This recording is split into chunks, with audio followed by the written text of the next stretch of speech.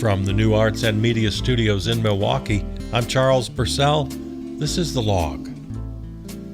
Well, for the rest of the summer, we're presenting segments from our coverage of the first 6 months of the regime and our resistance. It's been an interesting process going back and listening again and selecting clips to share with you. It really does sort of put things in perspective, which was my goal here with this little project. To take a step back, you really can see the patterns. You know, from the very first day, from Inauguration Day, the flurry of executive orders. And then we had some hope because they were also obviously illegal and courts were ruling against them. But the capture of Congress and of the courts so far has been very successful for the regime. If Congress and the courts, especially the Supreme Court, lower courts are standing up, the Supreme Court is the one with the rubber stamp here. If Congress and the Supreme Court had the courage, the decency to adhere to the Constitution, none of this would be happening. So it's really been quite something to see. Well, let's leave it at that for now and get on with our review of the first 6 months. Again, I hope this is helpful. It has been helpful for me to go back and review. Today we'll feature clips from February 17th through the 27th, episodes 505 through 508. Okay.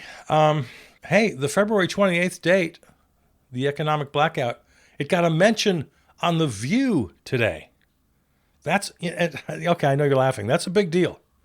It's the first time I've heard anywhere of mainstream media even mentioning it. So I thought that was kind of a big deal. And yeah, don't laugh at me. Sometimes I watch The View. I do.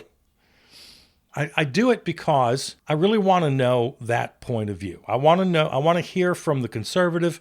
They're all really they're so mainstream. They're so basic. And I need to keep an ear on that.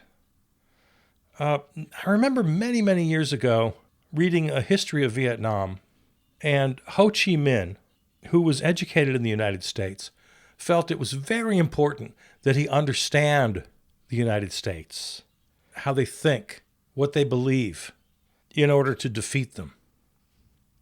So, to me, of all the sort of mainstream media, The View is the perfect place to check in occasionally on what the sort of ultra-centrist mainstream America thinks. I find it really helpful.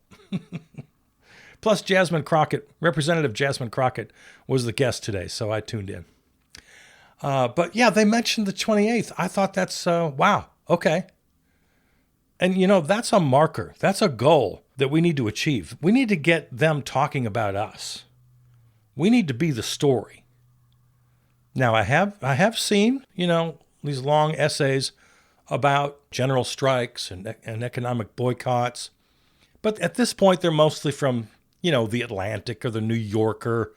We're getting sort of think pieces, you know, stuff like that. We need to infiltrate the everyday down and dirty mainstream media. They're doing just a piss poor job on covering this whole disaster. They're saying literally zero about any sort of fight back, about the resistance. I almost can't blame them because there is none. Certainly not coming from the Democrats. So my main message to you today is, if the media is not going to cover us and our resistance, well, we just have to make them. We have to give them something to cover. If the media is not going to be our ally, which plainly they're not, well then, at the very least, we have to make them report on us. We have to make our resistance so loud that they can't avoid it. We have to become the story with strikes, with boycotts, with demonstrations, other direct actions. I keep saying there's no limit to what we can do. You tell me, what kind of direct actions can we do? We got to be creative. But we have to be loud. We have to do it in huge numbers. We have to make it so the media cannot ignore us. It's virtually impossible for them to ignore us. We have to make them cover us. We're going to be asking you to get in the fight every day. through boycotts, through strikes, through protests, through demonstrations, through personal decisions about how you work, about how you shop, about how you comport yourself, how you advocate in public. We're going to be asking you to do a lot of things, and it's going to seem kind of overwhelming because there is so much to do. I want to give you a reminder right now that I hope you'll remember always. Do what you do. No one's expecting you to stand up and give a big fiery speech in front of 1,000 people. Unless that's something that you like. Maybe that's something you've always wanted to do. Go for it. But the point is, you bring your own particular skills. Whatever it is that you do well, whatever it is that you know about, if you have some expertise in some particular issue, use that, bring it. We need every color in the rainbow here. We need everybody working together. It's kind of a stone soup situation. You know that little allegory? Everybody in the village brings a little something. You bring a little cabbage, you bring some beets, whatever. Put it in the hot water. Everybody brings it. Do what you do. Don't feel like, and especially me, I can be very guilty of this. I'm hollering every episode. Come on, you guys, let's go. We need to do this. Don't let me bully you. Don't let me overwhelm you. Just do what you do. Now, there's another side of that coin. There's opportunities to learn. When you get organized with a bunch of other people and you're face-to-face and you're talking and you're working and you're marching or whatever you're doing, that's a great opportunity to learn. That can be a great personal benefit to you and a great benefit to the cause if you expand your comfort zone, expand your expertise a little bit. All oars in the water. Don't let anybody, especially me, pressure you into believing that, everybody's got to do everything. And then right alongside that idea is do what you can. Each of us has a different personal capacity. Some of us are strong, some of us are weak, some of us are sick, some of us are healthy, some of us are young, some of us are old. Everybody, every single person in this world has a different story. I am not going to judge you on your story. So do what you can. If you can add your body to a march, do it. If you can't, if it's just too much, for whatever reason, I don't know what your reason is, I'm not going to make you justify. Because you don't feel well. You're scared of big crowds. I don't care. I'm not judging anybody here. You do what you can. Only you can be the judge of your own personal well-being, of your own capacity. Do what you do, and do what you can. But right now I want to talk about what everyone, every single person can do, and I believe should do. Doesn't take any training, doesn't take any organizing, it just takes doing. And that is the strike. You can do that right now today. You can stop selling them your labor at 10 cents on the dollar. Do what you can. That might be impossible, but it's something everybody should think about. If you're working in a job that doesn't really contribute to your well-being or the well-being of your neighbors or your country, if you're just sorting widgets for the owner oligarchs, get yourself the hell out of there. Do what you must to get out. So you don't have to wait for a general strike. You can make striking a real, immediate, and permanent decision in your life. You can boycott. That's another decision every one of us can make. We know the evils of the Nestle Corporation, don't we? Google it. I'm sorry, look it up, because we should all boycott Google as well. But using Google as a generic verb, Google Nestle. You don't want to buy their products. All the big chains. Target. Apparently, I don't have the numbers in front of me, but I saw a headline that they've lost millions and millions and millions of dollars just because they caved, they bent the knee, they gave in to this stupid DEI attack. And without any organized boycott, just people being appalled and annoyed, they've lost millions. You don't have to wait. You can boycott today, right now. It can be just as simple as always buy as locally sourced as is humanly possible. Only buy from mom and pops and only buy locally sourced. And in the end, you buy as little as possible. That's the whole idea of a boycott, is to withhold your dollars from the people who eventually get them. And we know how dollars travel. They travel from your pocket up the ladder to the very richest 0.1%. We know which direction money travels. Every time you put that dollar down on the counter, you know where it's going. So you don't have to wait for an organized strike. You don't have to wait for an organized boycott. You can start right now. You can start today. And don't be shy about it. Let everybody know. Let everybody know. But this is a decision you'll make for yourself, what level of commitment you want to make. But these are definitely things that any person anywhere can do right now. I'm not asking you to quit your job, but you can absolutely start your journey. If you have a job that doesn't serve you or the community, it only serves corporate interests, you don't have to quit today. I know you need your paycheck, but you can put your journey into motion. You can start looking for alternatives. Now, if you're in a job you love, if you're a doctor, if you're a nurse, if you're a teacher, if you're a firefighter, if you're someone who's really serving, if you're one of the many essential workers that we finally sort of discovered during COVID, good for you. Good for you. God bless you. But so many people are working just for the man, right? We know it. So you can strike, you can boycott. Everyday, permanent, lifestyle kind of boycott. The less we buy, the less they like it. Okay, something else we need to talk about here. It's all related. Don't get overwhelmed by all these different stories. Oh my God, first it's one thing and then another. I can't keep up. If you keep an eye on the through line, on the common thread, you won't feel so overwhelmed. It's all about the same thing. The Orange Menace wants to be a dictator, and he's doing everything he can to amass domestic, ethnic, and financial power.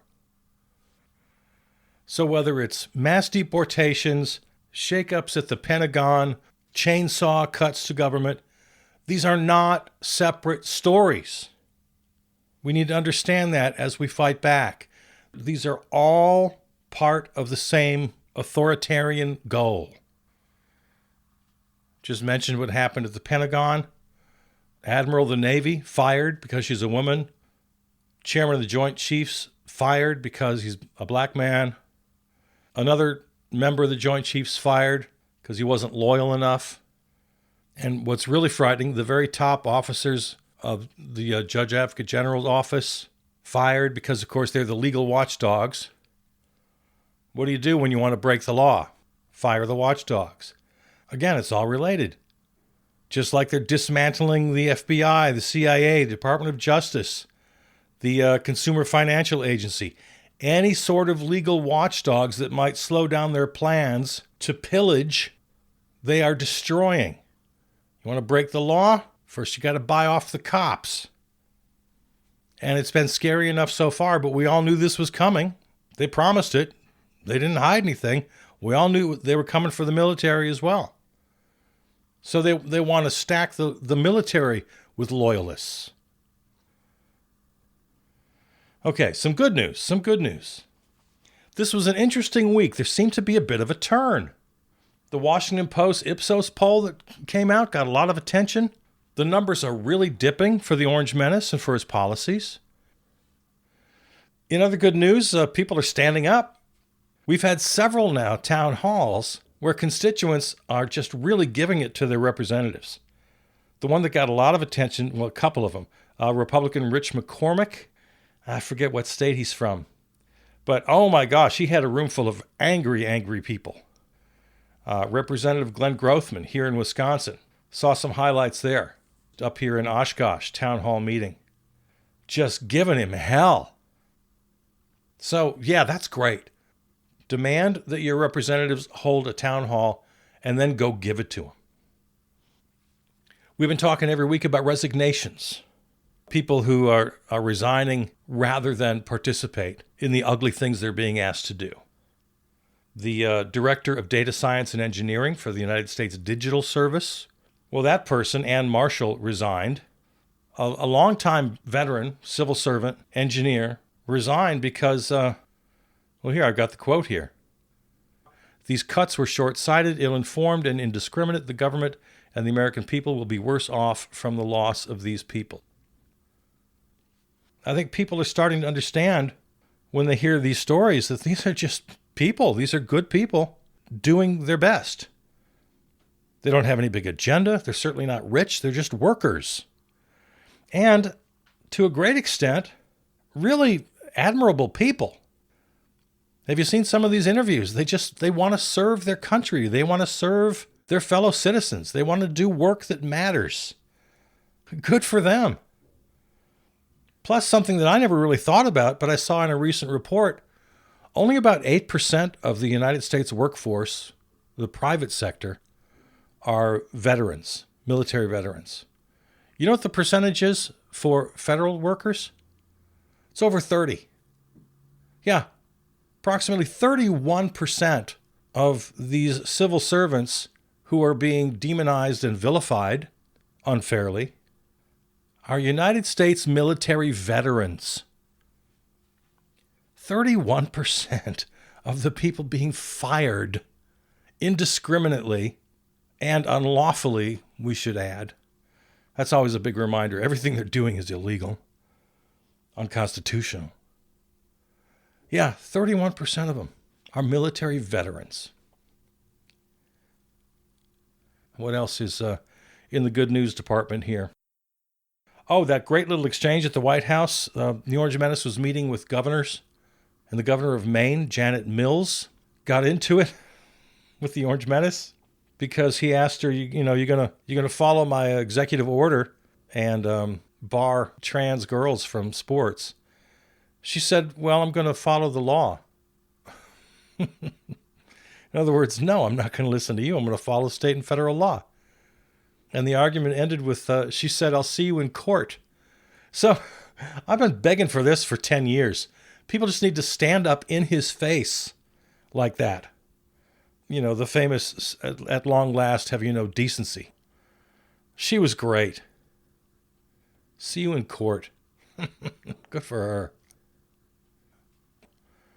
I wanted to talk a little bit about CPAC, the big annual convention they have, just filled with lie after lie after lie. And I was especially struck with how it's become a worldwide movement.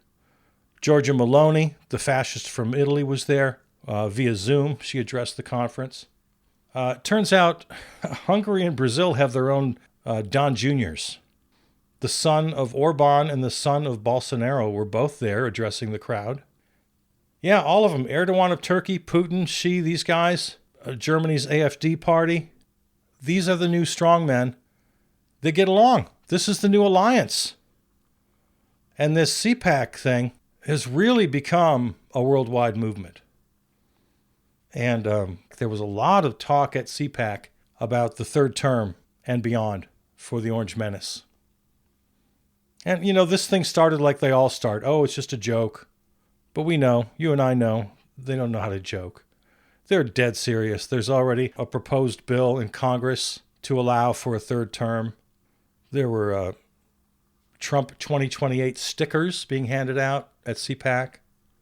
There's this GOP activist, white nationalist podcast host who's pushing the third term. There's this thing called, I think it's his, the Third Term Project. They had these big banners at CPAC which portrayed the Orange Menace as Caesar, as Julius Caesar, who of course declared himself dictator for life. The Orange Menace recently posted his little Napoleonic tweet. If you're saving your nation, you can't break the law, or something like that. So there's nothing to laugh about. We are often accused of being paranoid and playing into his jokes and trolling. No. This is nothing but dead serious. We've been saying it here for years, that if he got another shot at the presidency in 2024, and if he won, he will immediately start talking about 2028 and beyond. And that's exactly what this movement says. The third term project for Trump 2028 and beyond. I'm reading the banner. This very large sort of, 8-foot banner that was at CPAC. We got the boycott coming up, several boycotts. I saw this post, and, again, take it or leave it. I don't know this person who posted. But they wrote the boycotts. I've worked corporate retail for 20 years. It's literally my job to know how and why consumers spend. One day won't mean shit. Stop buying everything except essentials until further notice. If you're serious about making companies pay attention, long-term action is the only way. Okay, I think that's something worth remembering. I've said similar things many times. I like the one-day thing only in that it sends a very strong message. If we can get everybody for one day. No, it's not going to change policy. Of course not. But I think it's an important message. I also think that's pretty good advice. One day, don't think it's going to mean anything. It's nothing more than a message. It's that knock on the door that we're here. You and I have talked before, and we'll talk again, about long-term strategies. Some more advice that I agree with. Delete all of your retail apps. Unsubscribe from all emails. Go to the actual site and leave site reviews telling them exactly what you're doing and why. Every company tracks NPS scores, consumer sentiment, to direct future plans. Email customer service. So this is all really good advice. Here's one I never thought of. Fill your carts and abandon them. Oh, I love this. I never thought of this. But don't fill with crazy high-ticket ones. Fill with what you would normally purchase. High-ticket items they'll ignore as flukes or bots. Oh, she's talking about your digital carts. I thought she meant like physical carts in stores. Okay, so all right, now we're on the same page. She's talking about digital carts right now. People whose shopping data they already have, who fill and abandon, they'll pay more attention to. This is really interesting. This never occurred to me. Okay, so if you're a regular online shopper, say on Amazon, fill your cart and then abandon it. Apparently, this will make a difference. Okay, interesting advice. And at first I thought she was talking about an actual cart in an actual store. That's pretty good too. Go out to Walmart. Just fill your cart to the brim and then just leave it. What a beautiful idea. I love that idea.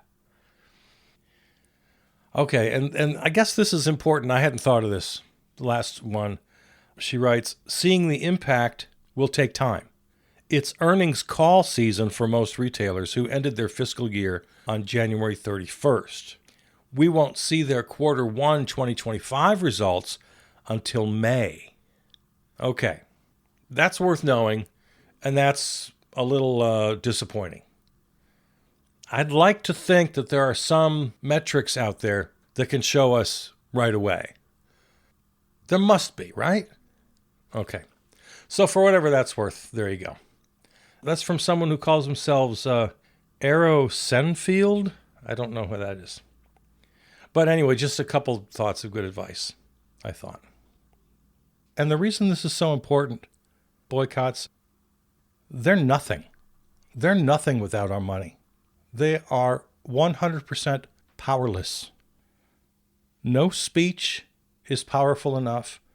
No personality, no strong man has an ounce of power without the money backing him up.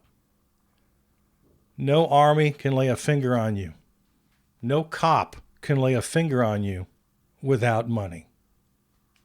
Their whole global plot goes down the toilet without our money that we hand over to them every damn day. Tell me I'm wrong. Give me an alternate scenario where any of them, the strong men, their oligarchs, their sycophants, their toadies in Congress, tell me how they're going to exercise any power over you without the money that holds them up. And that's why the boycott is such a powerful message. Even if it's just for one day, it sends the unmistakable and potent message that we hold the ultimate power. We outnumber them by 1,000,000 to 1, by many millions to 1. They are literally a handful of wannabe strongmen. And I mean that quite literally. You can count them on 1 or 2 hands. Without their mountains of money to stand on, they got nothing over us. We can demonstrate that. That's why a boycott is so important. Even a one-day boycott. And then, as I would like to see, I'd like to see extended boycotts. I'd like to see lifelong boycotts. I'd like to see boycotts that ultimately topple them from their perch entirely. And we can come out of this thing with a new system. Now, that's something we'll talk about in detail in future conversations. Wanted to talk about organizing and promoting. I'm not the expert. I'm not an expert organizer or promoter. I'll just say this much. Don't be afraid of the grunt work. In fact, take pride in the grunt work. It's so important. You don't have to be an expert on all the issues. You don't have to be this wild revolutionary. Organizations need different things. They need people to go get the coffee. They need people to stuff envelopes. They need people to answer the phone, to sit at the door and welcome people who come in. There's so much grunt work to be done. Anything you want to do, it can be so simple, and you're going to feel so proud. So find that organization. There's so many out there. Now, again, if you've got the smarts and the willpower and the fortitude and the resilience to go out and make something happen on your own or to start a new organization, fine. Wonderful. But that doesn't have to be you. I think I told the story before. When I first volunteered for the 1988 Jesse Jackson presidential campaign, I went in, and the first few hours I was, stuffing envelopes or something, until a little conversation started among the workers, and like you would do naturally, what do you do? Well, they found out I was a graphic artist, and I painted banners as part of my career before, and they said, oh, we could use that. So by the end of that day, I didn't even get through the first day stuffing envelopes. By that afternoon, I was in the back room painting these enormous banners. They even gave me a little budget. Say, here's the requisition form if you need some paints or brushes or, the banner material. Okay. So go do it. Just do it.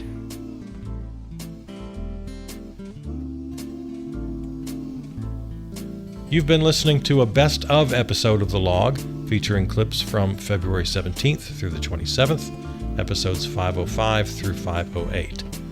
Find all episodes at the website charlespurcell.com or on your favorite podcast platform. Follow on Substack and Blue Sky. Thanks to our home station, River West Radio in Milwaukee.